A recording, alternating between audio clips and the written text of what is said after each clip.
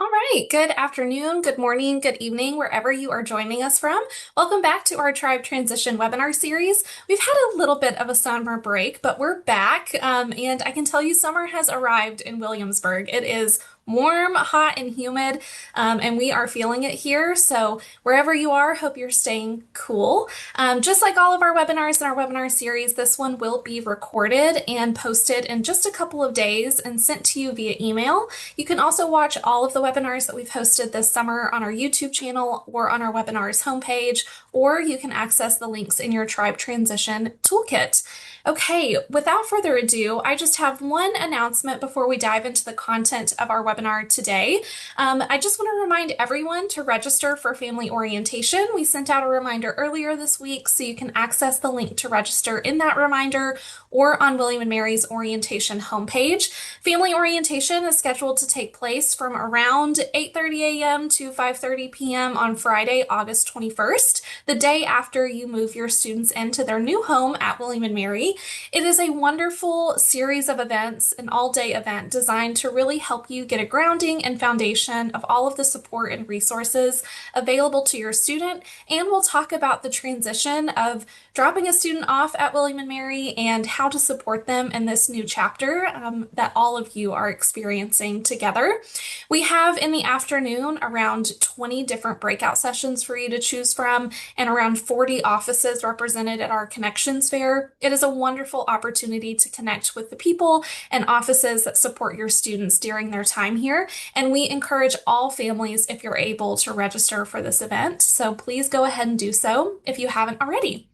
Okay, I want to give our presenters plenty of time to talk about their content today. As we know, we've been getting a lot of questions about student accounts. I know you've been asking them a lot of questions about student accounts. So I have two experts here today to talk about the bursar's office and all things payments at William and Mary. An exciting topic, but one that I know that you all have questions about. So Kelly and Tabitha, going to turn it over to you. My name is Tabitha Pretlow. I'm the Associate Director for Student Financial Services, and my co-pilot today is Kelly Johnson. She is the Student Accounts Manager, and we both are very excited to start this presentation for you so we could take a deep dive in all things financial that pertains to your student. Next. What does the bursar's office do? That's kind of a loaded question, right? We do a great deal of many things. Some of the things that we do, we apply charges, credits, and payments to the students' accounts. We have a cashier's office in our building. Well, it was really in our department, and the cashier's office takes payments. We take checks, certified checks. We take money orders. We do not take credit cards. That is the online service that we offer, but the cashier's office is open Monday through Friday, 8 to 5. We prepare and provide e-bills. We manage payment plans. We'll get into that later into the slide. We apply holds. We apply late fees. We process third-party payments. We process refunds. We prepare the 1098-T tax forms that your student will receive in the beginning of January, sometime in January. We also verify authorizations and we manage e-services. Next slide. We also apply charges and post payments to the student accounts. Some of the charges that we apply to the student accounts are tuition and fees for all departments, tuition and meal plans, health insurance, miscellaneous fees, and miscellaneous fees could be anything from your student visiting the health department, library costs, printing costs, things like that. The payments that we process, like I said before, cash, checks, money orders in person at the cashier's office. And our e-services, which is online, we process electronic checks, we process credit cards. There is a fee for credit cards. We process third-party payments, such as military 529 plans, outside scholarships that come in. Flywire, which is an international payment plan. I mean, not payment plan, international service that we offer for you to make a payment. Apologize. And all these payments you can make at our website, which is listed below, www.wm.edu/payment plan methods. Next slide. We have health insurance charges that are applied to the student's accounts.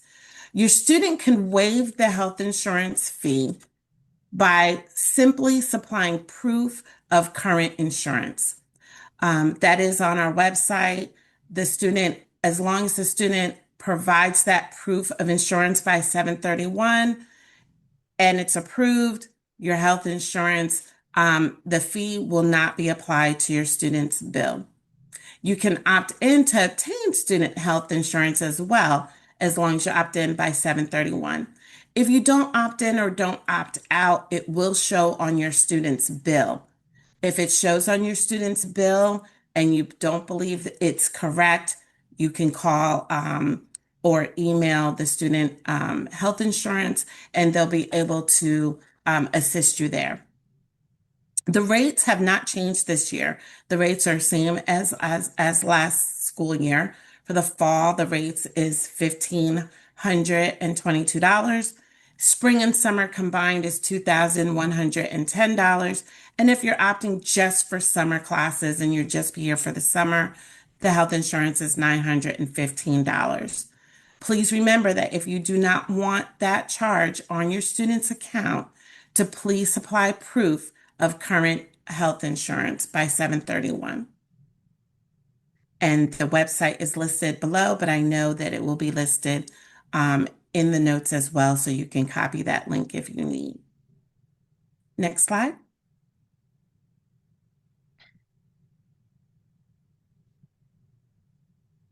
This is our payments. Kelly, did you want to cover this? Sure. Thank you, Tabitha. That was great information. So for payments, you can pay the entire semester by the due date or pay with our internal payment plan. William & Mary does not endorse a specific tuition insurance plan. We get a lot of questions about that.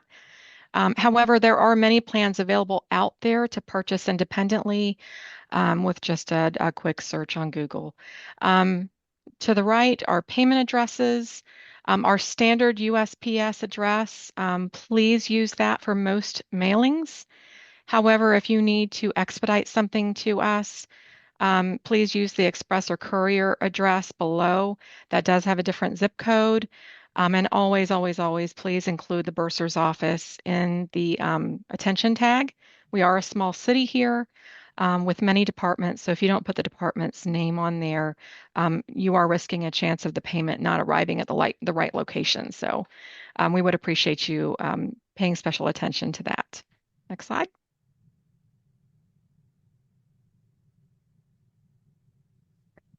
E-bills. Monthly statements are available around the 10th of each month. They're reflecting previous balances and activities since the last statement. So they are it's a static statement. Any new information that comes in after that, of course, you would need to log into e-services to view the current activity. Just kind of think like a bank when you receive your statement and then items that happen after that. Due dates are on the first of the following month. Email notifications are sent to students and whoever the student authorizes to have access to that email. So important to have that conversation with your student. This is their private financial account, and by federal FERPA guidelines, we have to honor their privacy. So it's an important discussion that you should have with your student to make sure that they authorize you as a user so you can start to receive those email notifications and have access to the e-services portal. Detailed statements are available, of course, on e-services at any time. Next slide. This So the way I'd like to explain this is we have three semester billings a year. We have the fall, we have the spring semester, and we have the summer semester if the student desires to attend during summer. However, there are 12 monthly bills. for every month of the year. Three of those are semester bills. So that's the easiest way I can explain this. The months in between those semester bills are for incidentals. If your student goes to the health clinic, and they have a health fee or medication fee, or maybe your student checked out some library media and they forgot to return that. There would be some of those fees intermittently in between the months. So we always recommend that you log into e-services and check that bill each month or respond to the email billing that's sent to you. So these are our dates. For fall, the bill goes out anywhere between the 11th and the 13th. The bill will be going out Friday afternoon late between 4 and 5 o'clock tomorrow.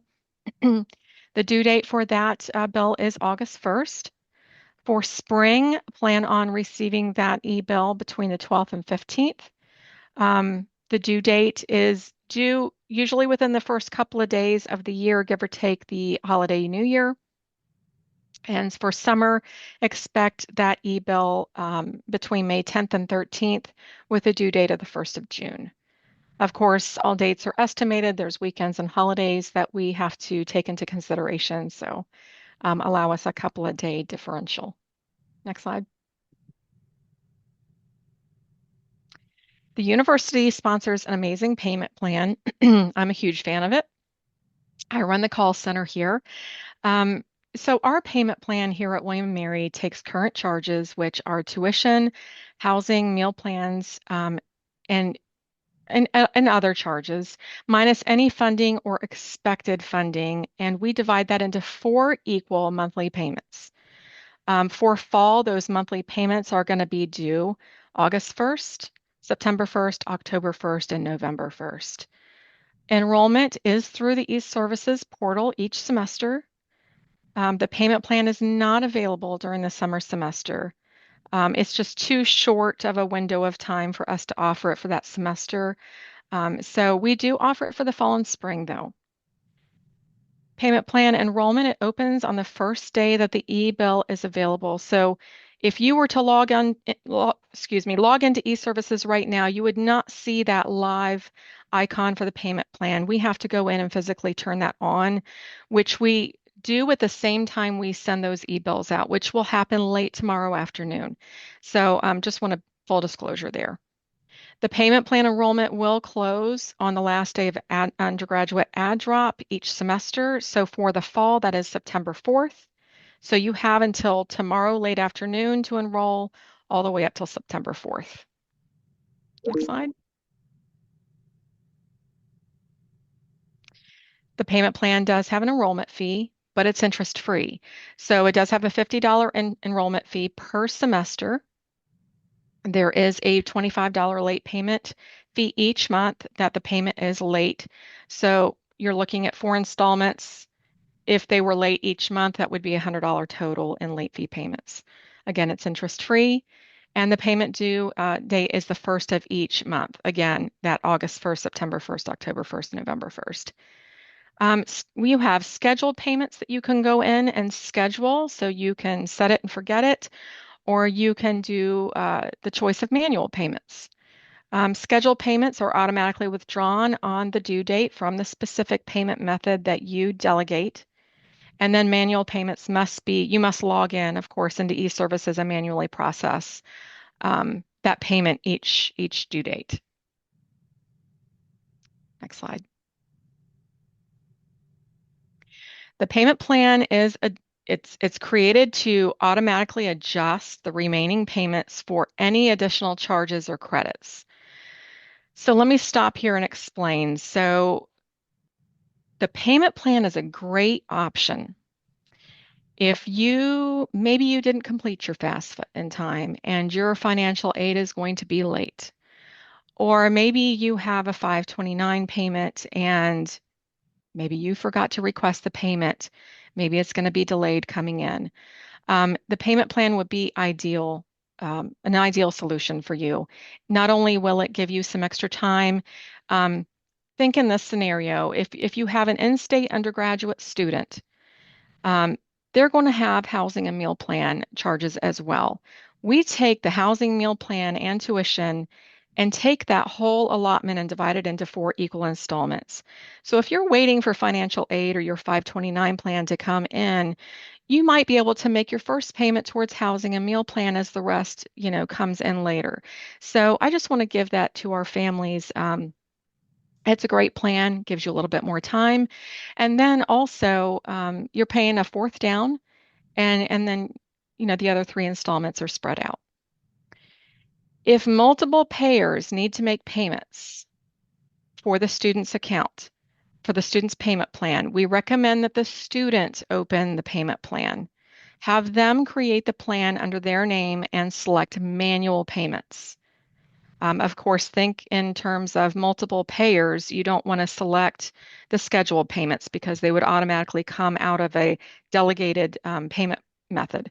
So you want to select manual payments. You want to have the student create the plan. This allows the student to add multiple authorized users who can then come in to the plan, log in, and make their payment respectively, whichever month they're making that payment. Payments directed from 529 plans would need to be scheduled manually by the plan owner to arrive by the payment due date. This is a payment that's coming from the outside. Of course, we can't control that. You're still held to the same due date. So you would have to, coordinate that effectively with your plan to make sure that payment arrives here on time. It can be by check. It can be by ACH. As long as the payment is received before the payment's due, then the system will recognize that as your payment plan payment. For additional information, of course, this is going to be recorded. I believe Heather is also sharing the slideshow and all the links with you, so please visit our site for more information about the payment plan. Next slide. Third-party payments, and we have outside scholarships. I love talking about scholarships. So if you apply for William & Mary Financial Aid, please make sure that you notify the university of all outside scholarships and aid by completing the form below. Heather will be sharing the link with you. This includes tuition assistance plans, third-party payers, other financial resources received, even if the outside resource is paid directly to you. Please report your aid if you are applying for William & Mary Financial Aid. Sources include scholarships from high schools. It could be a private club, an agency, corporation. It could be a university. Maybe your parent works at a university and they have a tuition assistance grant system and they need to send us the authorization form to bill. That would be another item that you would want to submit at that link below. Any scholarship that requires invoicing, any scholarship that doesn't require invoicing, they all would be submitted at the link below.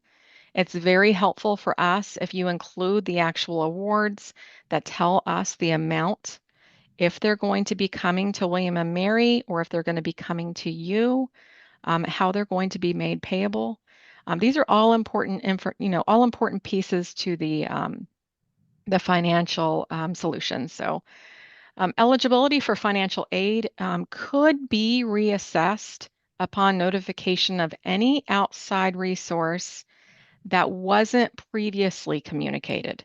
So if you've already communicated all of your outside resources with financial aid, and you know what your figures are, you're fine. But if you did not or you failed to remember, it's fine. I don't want you to panic. Just please contact financial aid. Let them know by completing that form below. That link below not only comes to us here in the bursar's office, but it also goes to financial aid.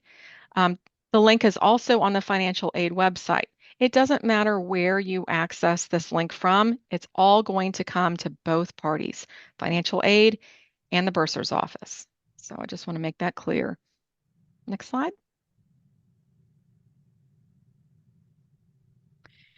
We have a lot of questions about credit memos, which they're expected funds. So if you have an outside scholarship, maybe they've given you an award. Maybe you've already submitted it with the link below. We may be able to give you a pending credit towards your fall tuition. It depends. We need to review your documents. There are some stipulations that we cannot allow a pending credit for. That would, of course, be scholarships that are grade dependent for obvious reasons. Also, outside scholarship payments that are going to be paid directly to the student, we cannot include as a pending credit. So just keep that in mind. Scholarships that are going to be paid after this fall semester. So maybe the payment's not going to come in until much later. We wouldn't be able to do that either. So it's important to submit your documents. Let us review them and we'll reach out to you and let you know. We will put the expected funds on your e-services account and and that will be a considerable help for the fall semester tuition balance. If the outside scholarship is a tuition only award, it could conflict with your tuition only aid. So please contact your awarding entity to inquire if your scholarship is a tuition only award. I will share with you that 80% of the scholarships we receive are not. They are not tuition only. So most of them are not going to be, but if you have any questions about it, please reach out to our financial aid office. Any internal William & Mary scholarship questions or concerns should also be directed to financial aid. That's internal aid being awarded by William & Mary, not external outside scholarships. So I just want to make that clarification. Next slide.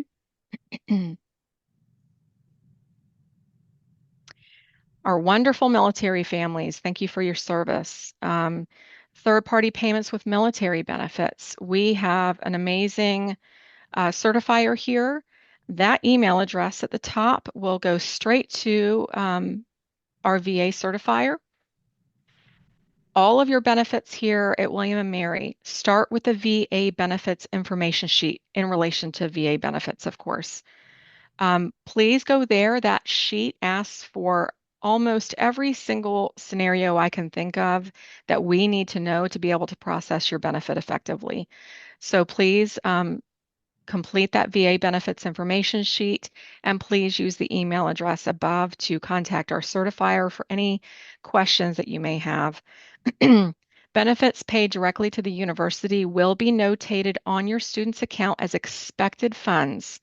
So again, it takes the balance due, the payments put on there right away, and then the billing happens outside of that statement. You don't need to worry about that. That's something that we take care of internally.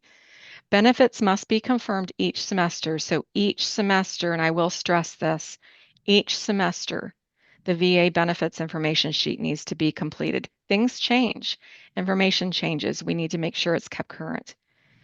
Please visit Using Military Benefits page. If you're new here, please, we have a step-by-step page that's dedicated just for you to kind of take you through the process of what it looks like to use your military benefits here at the university. It's a great plethora of information. Please take the time to go there and review that page. Okay, next slide.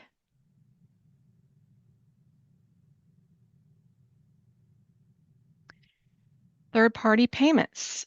So many of you that are watching will be paying by 529 payments. So I just want to spend some time here. It can be a confusing subject. We basically have two groups. We have our VA, our Virginia 529s, and that kind of splits off into two different groups. We have our prepaid, which covers in-state undergraduate tuition and fees. You would begin using that benefit by reaching out to your plan, letting them know that your student is attending William & Mary, and then we receive a roster once a week. We've already received a roster of many of the students that the families have reached out to already. Don't panic if you have not contacted them yet, it's fine. But if you haven't, please do so. Call their customer service number or go into your portal and let them know that your student's attending here. We get updated rosters every single week. So if you haven't done it this far, it's fine. We will still get a roster, most likely tomorrow. And once your student is added to the roster, we update that the same day. And you will see the expected payment, the expected prepaid payment posted right to your student's statement. If you don't see that, please contact your prepaid plan. Make sure that they're aware that you're using the benefit and make sure that they communicate that to us on the roster. The Virginia 529 Invest plan is a little different. It's a little more flexible. It can cover housing, it can cover meal plans and other charges. It starts very much the same way. Please notify the plan. Request a disbursement to William and Mary. So that's a little different. So you will need to request that disbursement. You can use your first e-bill for that documentation, which is coming out tomorrow. I will give a little guidance in the fact that they will ask for the credit hours. If you simply state that your student has a flat fee tuition, that will suffice that information. So please, if your student has a flat fee tuition rate, which many of them do, just suffice that information, and that will allow you to carry on throughout the rest of the disbursement request. Payments are transferred directly to William and Mary by ACH. We usually receive those within 1 to 3 days, give or take the weekend. And you can contact your plan for the exact timing, but I can tell you from our perspective on this side, it's usually between 1 and 3 days.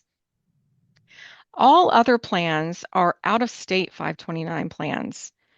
Very much the same way, you would notify your plan, reach out to them, let them know that your student's attending William and Mary, request that disbursement using your first e-bill. Again, let them know if you have flat rate tuition. If you need the federal school code, I've put it right here for you, 003705. If payments are received by check or Flywire, and let me stop there and explain. We get many, many checks for out-of-state 529 plans, and that's perfectly fine with us. We do partner with Flywire, who partners with many out-of-state 529 plans. A lot of your larger ones partner with Flywire. Reach out to your particular investment firm and find out if they partner with Flywire. If they do, the payment can arrive much faster. We're talking a couple of days versus, maybe a couple of weeks. So I just wanted to spend some time explaining that. Again, that's Flywire. It partners with some plans, some it does not. And if your 529 plan maybe is going to take a little while to come in and you're concerned about that, let me just state again, the payment plan, great option for you. Sign up for the payment plan. A fourth of the payment would be due by August 4th, and it gives you a little bit more time for those funds to come in. Okay, next slide. Tabitha? Refunds. Yes, thank you, Kelly. You did an excellent job explaining all of that. And there was a lot of detail to soak in, but it was necessary. So our refunds, there's a link at the bottom, www.wm.edu/refunds. Our refunds are important to our students. Some of them are traveling, they needed to study abroad for whatever the reason, but we do the refunds in-house. Our direct deposit, which we encourage for students to sign up for, is secure, fast, convenient. It's set up online, and that link will be supplied as well. All Title IV, which is federal financial aid, those credit balances will be automatically refunded to the student after the first day of classes.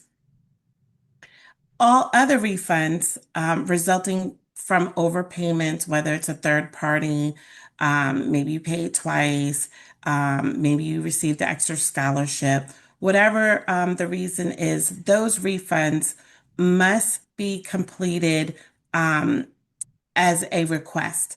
So there is a refund request form. After the first day of classes, you can start requesting those refunds.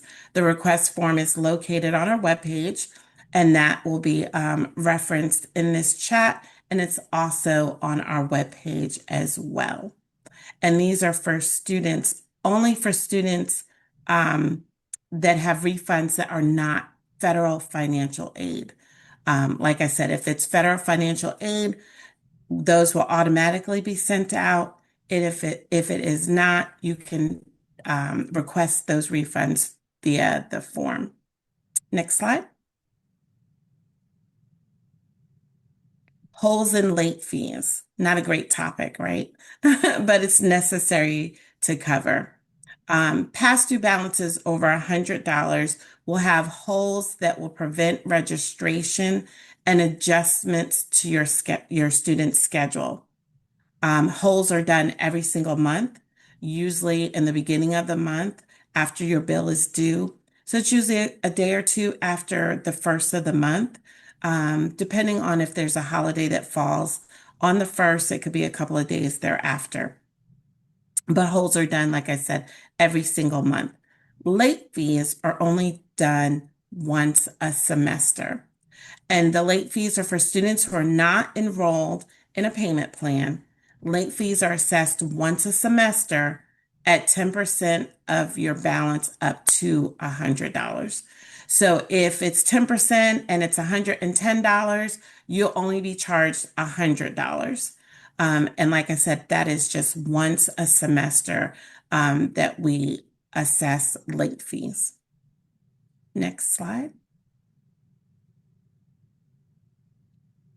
1098-T tax form. So many of you maybe are not thinking about this right now, but you will be after the holidays. So the 1098-T tax form will be available in e-services by January 31st. It's fully downloadable. I will say and pause here, please have that conversation with your student. It is their private financial account. They must give you access to be able to see this form. There's, I think, four little check boxes that they have to check. Um, and the 1098-T is one of them. So maybe you have access to e-services, but you don't see the 1098-T tax form in January. Let them know to check the little box. The tax form is not mailed, but it can be downloaded in e-services. The students must give authorized users permission again. For more information, we do have pretty much any question you could possibly ask listed at our 1098-T information link. Our customer service call center, they cannot discuss tax scenarios with you, but if you would please reach out to your tax professional, that is our recommendation. We have to generate the form, of course, but we cannot discuss those different tax scenarios with you because they're all different and unique to the user. Okay, go ahead.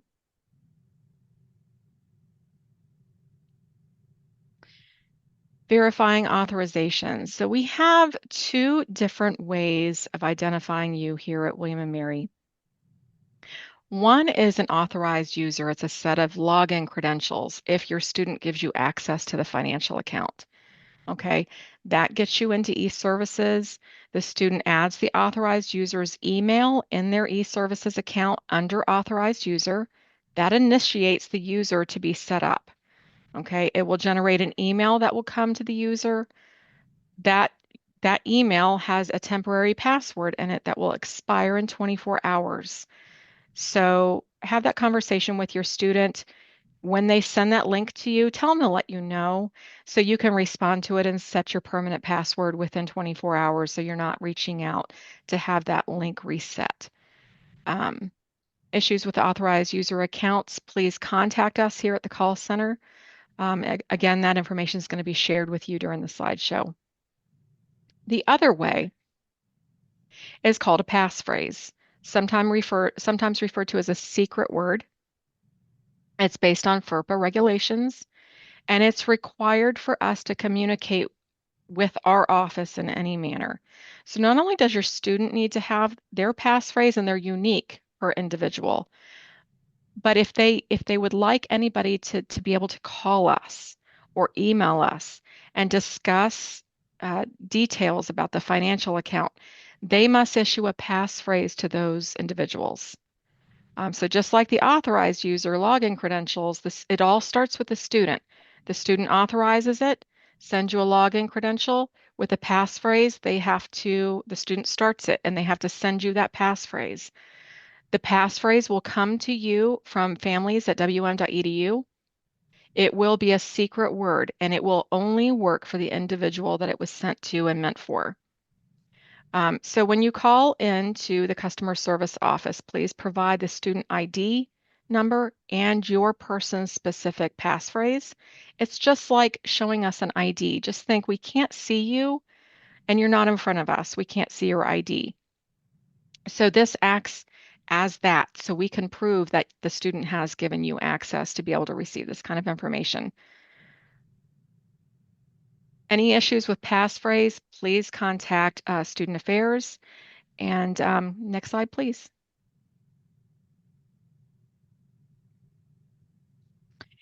E-services, it is our staple here at the university for all student payments. It is our online service. Um, Any student and authorized user access to all student account information and services, 1098-T statements. You can see your balance and expected aid. You can access your monthly statements. You can see account details per semester. You can enroll in the payment plan. You can make payments by ACH or credit card, debit card. You can set up direct deposits for refunds. And that 1098-T form, it will be there live in e-services by January 31st. So for any other additional questions, please see the e-services link that's provided at the bottom of the page. We're going to take a look at what it's going to look like next when you log in. Next slide, please. So you've logged into e-services. This is what the dashboard is going to look like for you. Let's just start with the right-hand side. You've got your authorized users. This is where your student's going to go to issue additional authorized users. You've got your personal profile. You've got your consents and agreements. So if a payment plan was signed, that's where your agreement's going to live. And you've got your electronic refund sign up. Let's go to the middle of the page and you're going to see the balance at the top. This is before any expected payments. So this student had a balance of $30,365. They had expected financial aid of $4,144. And then it gave the balance, including that estimated aid at $26,221. Right underneath of that, you're going to see the enrollment for the payment plan, and you're also going to see an icon to view current activity. Again, going back to this being a static statement, if you want to see anything that came after the last statement was issued, you want to click that view activity. Right now, if our family is logged into e-services, they would not see the enroll in payment plan. Again, we do not make that live until the e-bills are issued, which will be late tomorrow afternoon. So at that time, as soon as you get that e-bill notification, if you're an authorized user, you will be able to see that enroll in payment plan right away. Off to the left-hand side, you'll see announcements that we place out there. Maybe we have a closing coming up. Maybe we are advertising when the next bill date will be. There's some important announcements off to the left, so please pay special attention to those as well. Next slide, please. This is our contact information. You'll see our email address, bursar@wm.edu. Our direct phone number is directly underneath that. And we have two mailing addresses on the left hand side of the screen. Our regular mailing address, and then you'll notice an express mailing address below that. Express email is used for you're trying to get a payment overnight. You don't want to be late. Any kind of express payment, please use that express email address. The addresses are slightly different.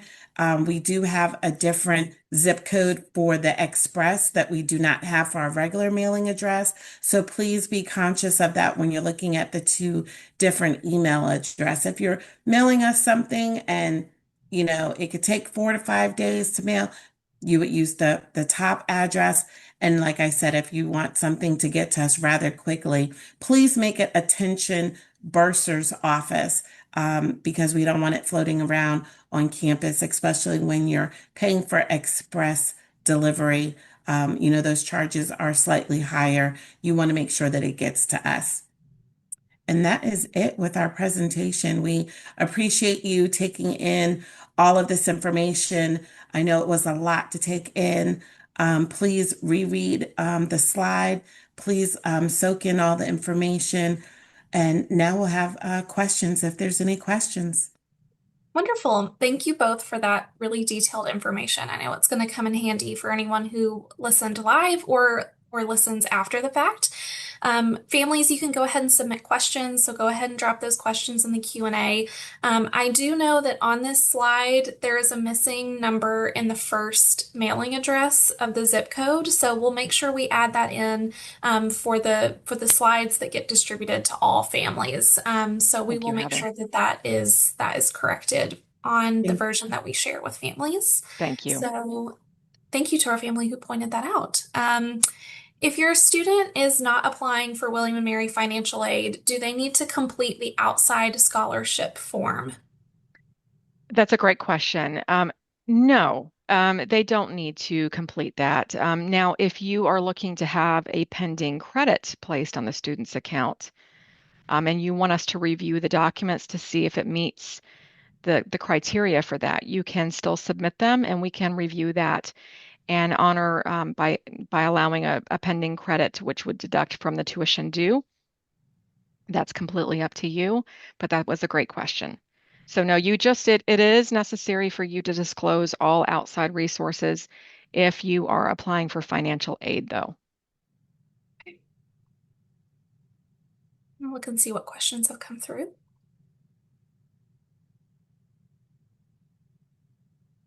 Will the health insurance be on the bill that they receive tomorrow? No, it will not.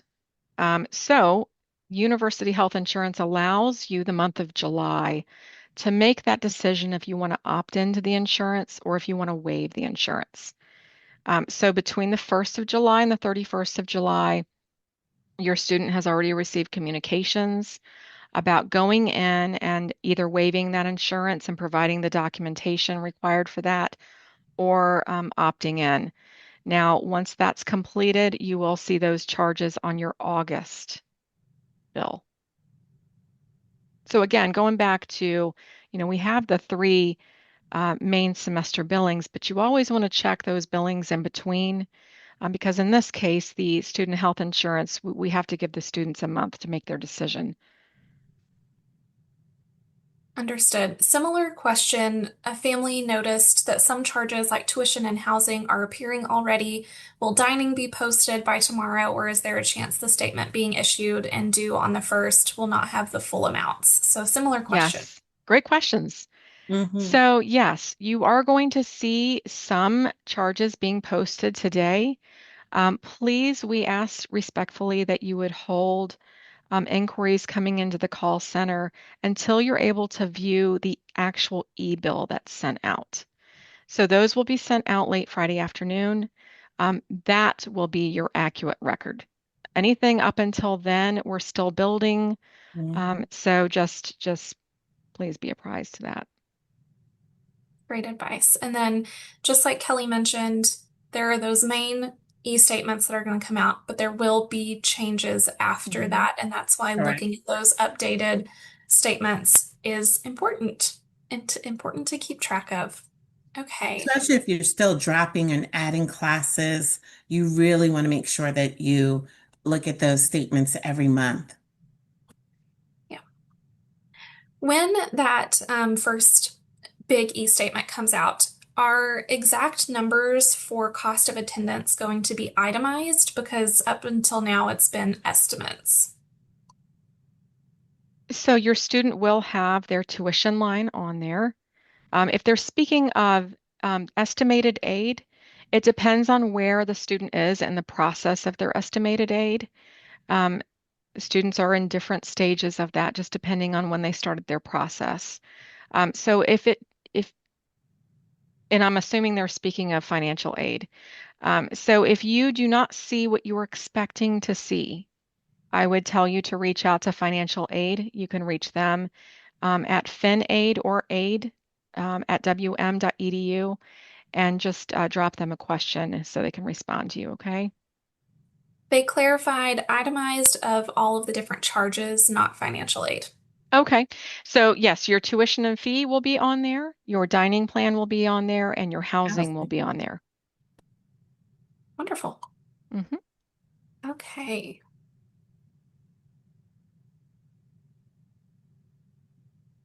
Looking at our different categories here. Got some 529 questions, so I'm going to go there. Um,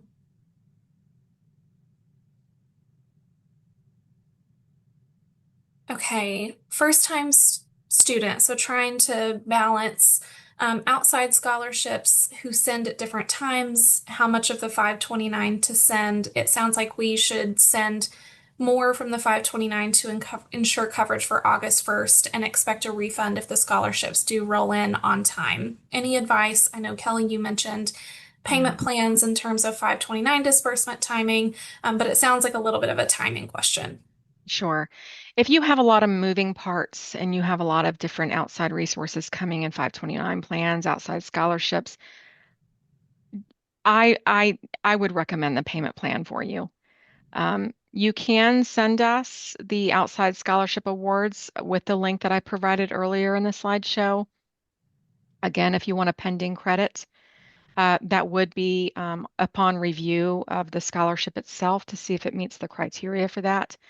But other than that, if there's going to be some timing issues, I would recommend signing up for the plan. A fourth of the balance would be due on August 4th. And then the three following payments, again, September 1st, October 1st, November 1st. It gives you some time to work out those scenarios. Can out-of-state 529 funds be sent via ACH if the relevant state allows it? So they can be sent through Flywire. So our options are Flywire if your particular 529 participates with them, or sending it to us via check. Do 529 plans need to be reported when applying for financial aid through William and Mary? 529s are payments. No. Okay.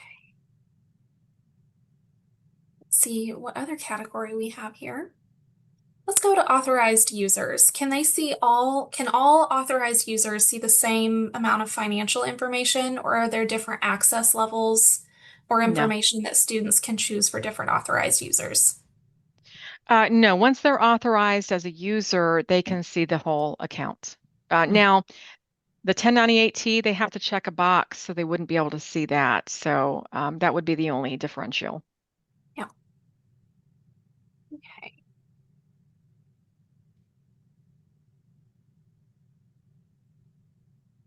Do course fees get paid through e-services and or a payment plan?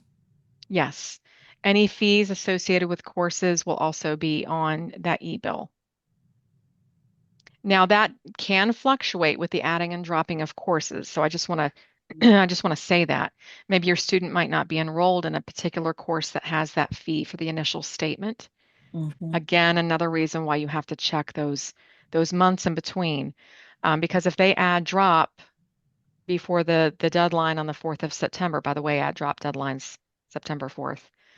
Um, I always put plugs in. So if they change their courses around and it's a course that has a different fee, it's going to put it on the very next e-bill after they register for that course. I've got a couple of financial aid questions that you might be able to answer, or the answer may be to contact financial aid. My student dropped off a scholarship check in person at the bursar's office about a month ago. When will that show on their account? We're going to be posting those. You'll see that on that e-bill when we issue it on tomorrow Wow. afternoon. Mhm. You won't see a lot. You're going to see some trickling information, but you won't see a lot when you log in right now. Like again, we're in construction right now. We're putting them together for you. Yep. Yeah. If the William and Mary Financial Awards survey says not complete, but everything is there with the date of submission, who should we contact? Financial aid. Financial Yep. aid. Yeah.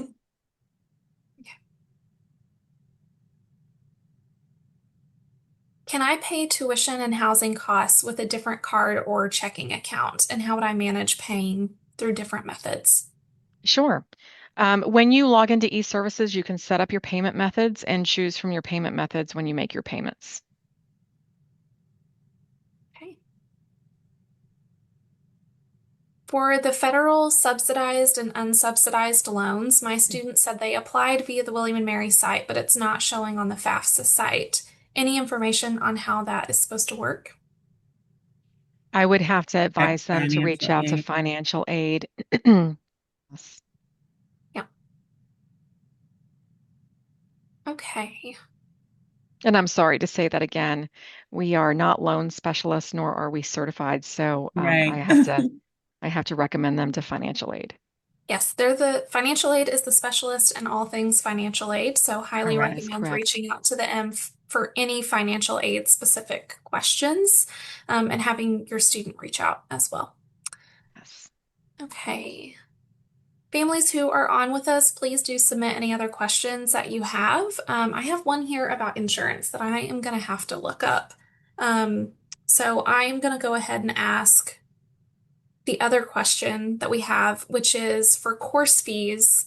Um, if the student is going to drop that class during add drop, for example, and there's an associated course fee, does that come off the billing automatically, or should they reach out to the bursar's office to remove that from their statement? As long as they withdraw, excuse me, as long Before as they drop before the add drop I drop, deadline, yes. it will come off automatically. Mhm. Okay.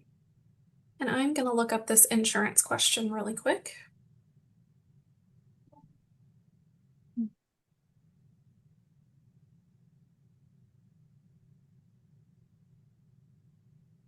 While I'm looking it up.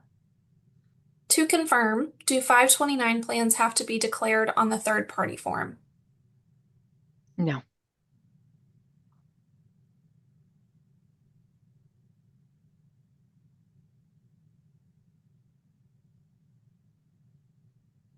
And Heather, I'll take this time while you're looking that up. We're very excited to have your students with us this fall. Um, we love interacting with your students. We love interacting with the families. My customer service team is always excited to hear from you all. They get to know our families.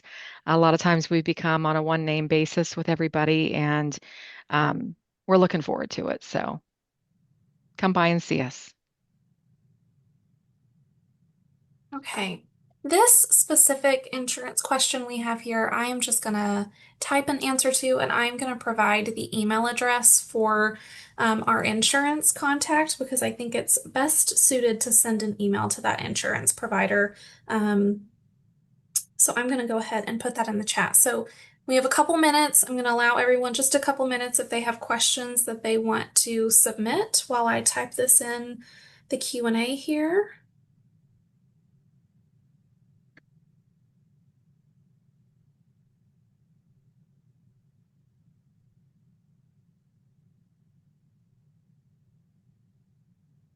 Kelly and Tabitha, if you had to give families like one or two to-dos that they should do after this call, what are those one or two to-dos that you think should be top of mind for them? For me, I would tell the families to have a discussion with their student about e-services, getting that e-services login credential, having the student assign them a passphrase. And that's for anyone. Again, they're different for each person. The passphrase is different for each person. The Mhm. e-services login is different for each person. Have that conversation with them. Two of the most important things that they're going to need to access the financial account, make payments, view statements, see all the financial activity, right? Um, and then second, just to keep our contacts somewhere handy. So if they have a question, they can reach out to us. Email is best. We can see your answer. We can kind of direct it to the specialist for that particular question. But we also, hey, we have a live phone number. So who has that anymore? So we have a live phone number that has my team that answers it, and they're golden. I love my team, and you're going to love them too. So. I I think was my just going to last, say, oh, go ahead. no, go ahead, Tabitha. I was just going to say to have this contact information sheet readily and available. And my other was to really sit down with your student and ask the hard questions like, who are you going to have on there as authorized users? How are we going to pay the bill for this semester and next semester? And have those questions. Should we set up a payment plan? Are we paying it in full?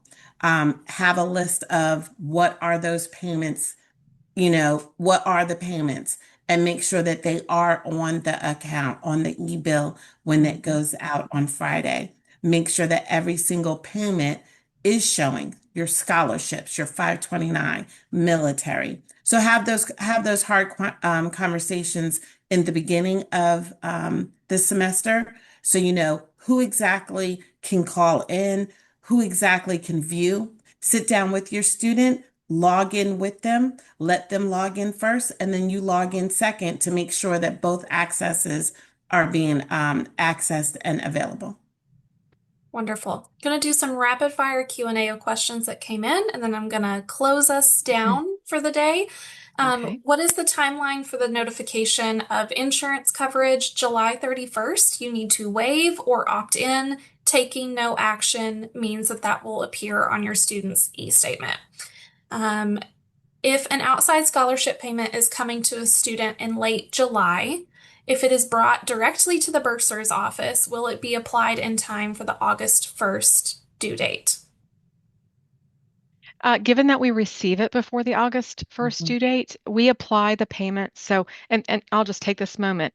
We get giant stacks of mail every day.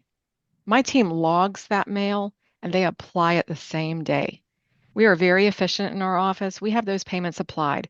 So if your students walk in that payment into us, depending on the time of day would be the only differential. If they come in at 4:30, of course, we might not have it on the student account until the next morning. But for the most part, we apply those payments the same day.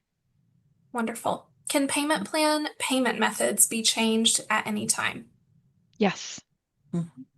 Okay, wonderful. That wraps us up. Thank you, Kelly and Tabitha. This is always one of our most informative, nitty-gritty kind of webinars, but these are the big questions that families have. And thank you to your teams for assisting our families throughout the summer. I know many more questions will come and many more scenarios will arise, and your teams are there Yes. to help families through it. So thank you. That's right. And thank you to everyone for joining us. I will see you on the next one. Bye, Thank you everybody. all. All right. Bye-bye.